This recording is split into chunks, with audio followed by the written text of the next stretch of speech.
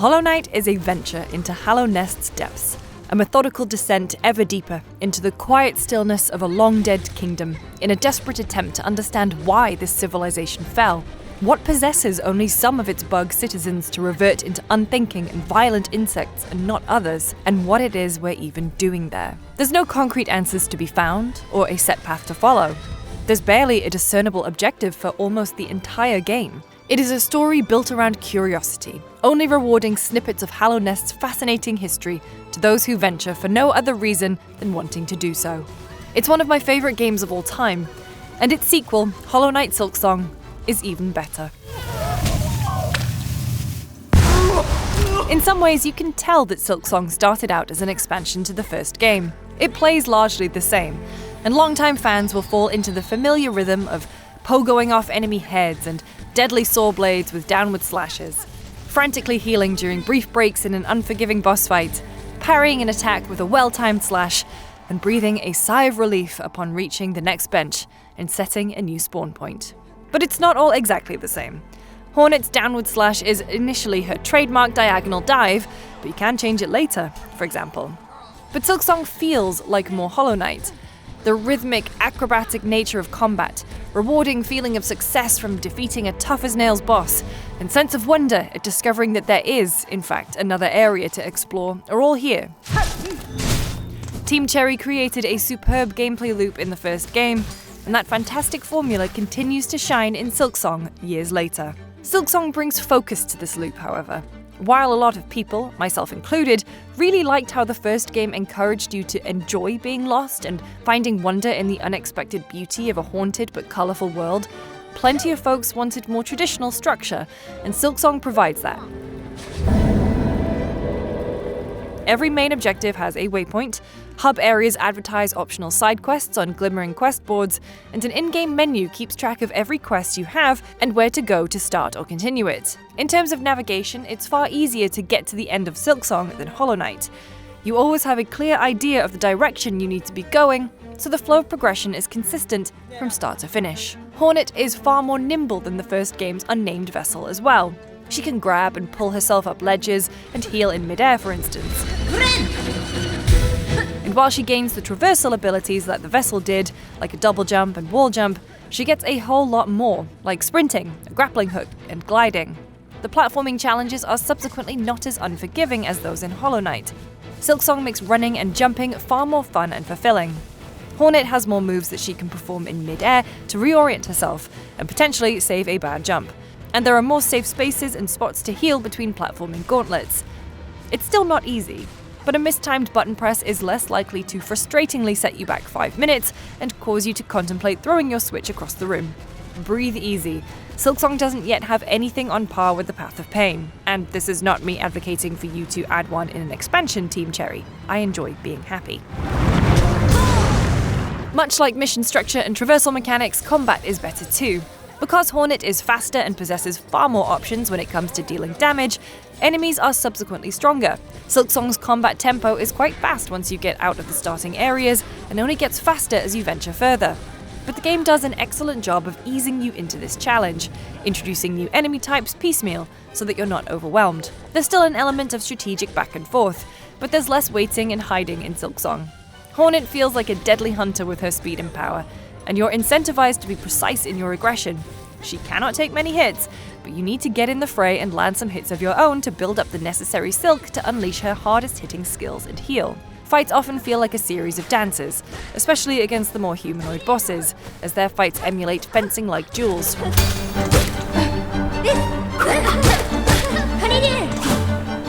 With the excellent musical score that accompanies each fight providing a baseline for the speed at which you should be moving to keep up with what you're fighting. Nothing in Silksong feels unfair. So far at least, I haven't yet completed all of Act 3, though certain boss fights approach that feeling of frustration with how difficult their challenge is to overcome.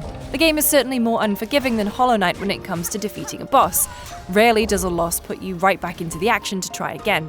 Fewer benches and larger areas mean that each respawn typically includes an eventful trek back to where you last died, with environmental hazards and minor enemies potentially chipping away at Hornet's health long before you've returned to the boss arena. And the bosses themselves tend to hit a lot harder than the ones found in the first game, taking 2 chunks of Hornet's health rather than only one. But there are optional crests, charms, and tools that, if found and equipped, can alleviate that challenge. The fire-spewing Father of the Flame is far more approachable with the Magma Bell charm equipped, for example, which halves the damage taken from fire attacks. And the cackling Sister Splinter is tricky if you just keep throwing yourself at her and her annoying summons, but the Reaper crest lets Hornet more easily pogo off the flying summons, stunning them. This crest also nets you Silk far more quickly, so you can keep healing. Throw in the Guarding Bell charm, which can reflect any attack while Hornet heals, and you have a surefire way of sending Sister Splinter's hardest hitting attacks right back at her, potentially stunning her for some easy hits. Nothing in Silksong informs you that you should be actively searching for new crests, charms, and tools so that you can piece together different builds, unfortunately. This can make several bosses extremely frustrating to fight, especially if you're not a fan of letting your curiosity take you off the highlighted path and you'd prefer beating enemies with your favorite loadout.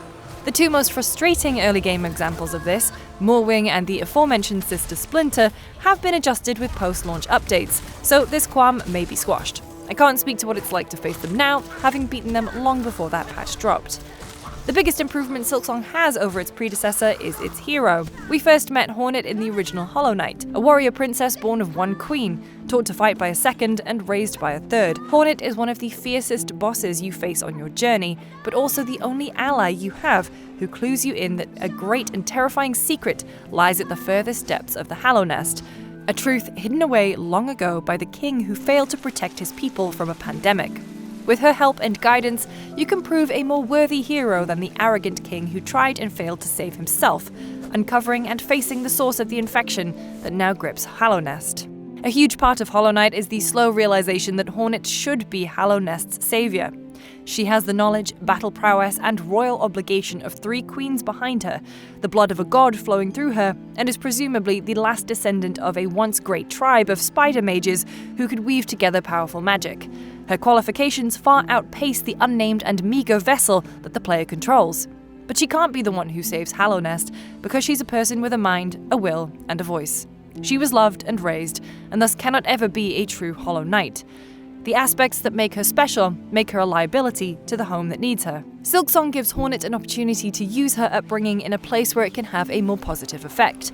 Captured and taken to the kingdom of Farloom, Hornet escapes from her keepers but unintentionally falls to the near bottom, and freedom is only possible if she deals with whoever captured her in the first place. So, unlike the first game's unnamed vessel, Hornet's quest sees her climbing upward, not going downward. It is a journey that the vessel could have potentially completed, but one that Hornet, a being with a mind, will, and voice, is far more qualified to do, as her independent thinking, leadership, and uncompromising morals inspire those around her to follow her and try to rise up too. In some cases, they literally follow her upwards through Farloom, while in others it's a more figurative ascent, reaching toward a better way of life, finding a purpose to climb out of despair, or rising above communal suffering to be a good person who selflessly helps, not selfishly takes advantage. Whereas Hallow Nest needed a solitary pariah to sacrifice itself so the kingdom could start over, Farloom needs a warrior princess to salvage its most important pieces, the people, and bring them together into something better. It's a story aided by an understanding of Hornet's history during the events of Hollow Knight, though still profoundly enjoyable on its own merits. Silksong's reintroduction of the Weavers, a supposedly long-dead tribe of wizard spiders, delves into Hornet's heritage, providing the warrior princess with greater incentive to explore Farloom and giving the player a more personable protagonist to embody. So much of this part of Hornet's story, her reclamation of her heritage, and the ramifications it will have for her and Farloom is squirreled away in optional side quests, similar to the vessel's connection to the Void in the first game. And thanks to Silksong's more structured handling of quests, it's far easier to notice and engage with this hidden side of the narrative and reach Act 3. Again, I still haven't finished this part of the game, but the writing and music and visuals of what I've experienced so far have transformed not only how I think about the first 2 acts of Silksong, but Hornet's role across the series. There's so much to love about Hollow Knight Silksong, especially if you were a fan of the first game.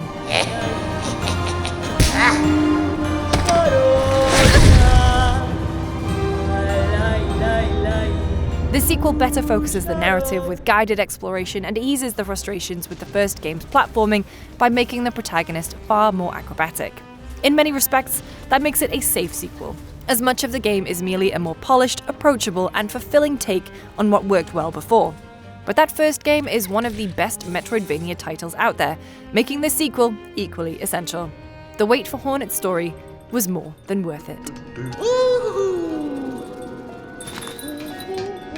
La la la.